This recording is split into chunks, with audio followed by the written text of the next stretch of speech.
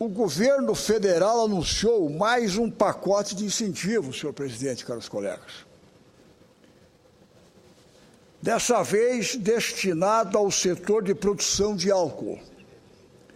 Mais uma desoneração pontual que leva a crer, expõe uma certa falta de planejamento de longo prazo, seja especificamente para o setor de combustíveis ou de forma ampla para a questão tributária no país. Quer queira ou quer não, isso oferece setores que aguardam nichos de mercado serem contemplados também com alguma desoneração, ficam naquela expectativa. E aí, se há previsões de investimento, se há previsões de novos negócios, aguardo para ver se o nosso setor da economia, como já tem 30, 40, 50 setores que recebem desonerações alternativas, ou se são daquelas já contempladas, querem saber se vai durar, se essa desoneração ela terá uma sequência, será somente de curto prazo ou pode as empresas, pode os investidores calcar alguns planos a médio e longo prazo, e aí as dúvidas começam a surgir, quer de investidores do país ou mesmo de fundos internacionais que pensam em aplicar no Brasil, mas há aquela expectativa. Vai durar por quanto tempo? Porque tudo é calculado para ver se existe uma credibilidade no setor, se terá uma certa permanência ou se é alguma questão casual. Isso, sem dúvida alguma, gera controvérsias. As medidas incluem a redução a zero da cobrança de PIS, COFINS sobre o combustível, hoje equivalente a 0,2% por litro de etanol. A renúncia, no caso do etanol, a renúncia fiscal será da ordem de 970 milhões em 2013, segundo a Fazenda. Também foi anunciada a redução da taxa de juros de linhas de financiamento destinadas à produção de cana. Uma delas pode desembolsar até 4 bilhões de reais para o plantio ou renovação das plantações de cana-de-açúcar com a taxa de juros subsidiada de 5,5% ao ano.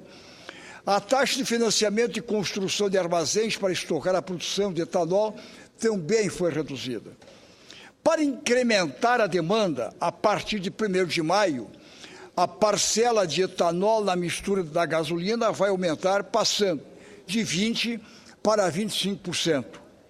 O objetivo do pacote de incentivo, segundo o ministro da Fazenda, Guido Mantega, é dar ao setor condições de ampliar o investimento e expandir a produção, sem garantias de que haverá uma necessária redução de preço das bombas. Não há dúvidas que o etanol é uma das grandes alternativas da matriz de combustíveis brasileira e exemplo de fonte energética limpa para o mundo. O problema está na volatilidade das políticas governamentais para o setor, que não inspira, muitas vezes, a segurança necessária aos investimentos. Aí é que está a questão.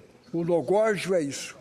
É a volatilidade, volatilidade das políticas, muitas vezes, é que deixa setores em dúvida em relação a isso. Tomando o exemplo do etanol, podemos verificar essa verdadeira montanha-russa. Em meados dos anos 70, tivemos o famoso pró-álcool, criado na esteira da primeira crise internacional do petróleo. Seu fim foi melancólico. Nos anos 80, com produtores abandonando o álcool para apostar no açúcar, com maior aceitação e preço no mercado internacional. 20 anos depois, tivemos um novo boom, encorajado pelo governo, o surgimento dos carros flex e a alta do petróleo fizeram do biocombustível o salvador da pátria.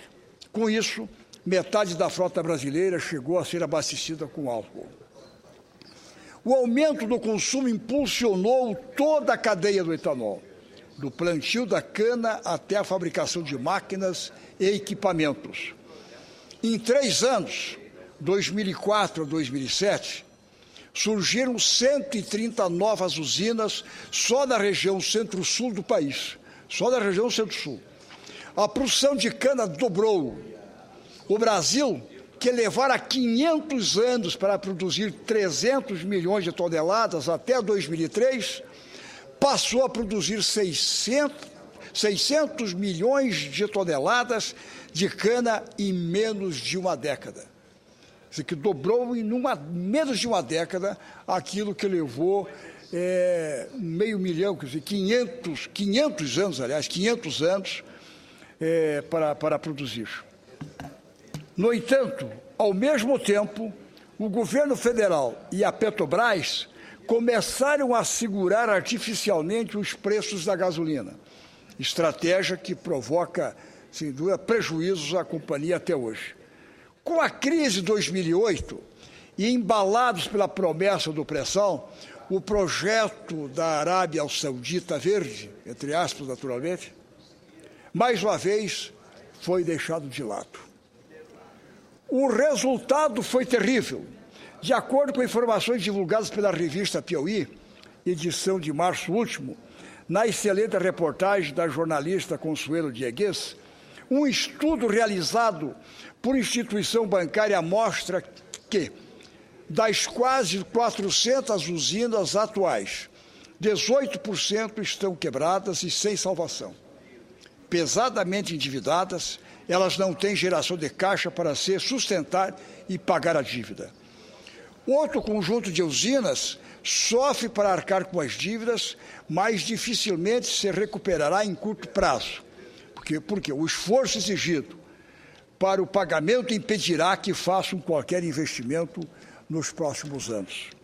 Por fim, diz o estudo, há um grupo de 40% das usinas capitalizado e com caixa para investir. É com essas usinas que o governo terá que contar para suprir a necessidade de etanol no mercado brasileiro nos próximos anos. O plano atual é mais um esforço para resgatar e dar novo impulso ao setor. Fica evidente, contudo, a ausência de uma política consistente voltada à matriz de combustíveis do país. Não apenas voltada à extração do pré-sal e dos nossos campos de petróleo, mas com diversificação de atividades.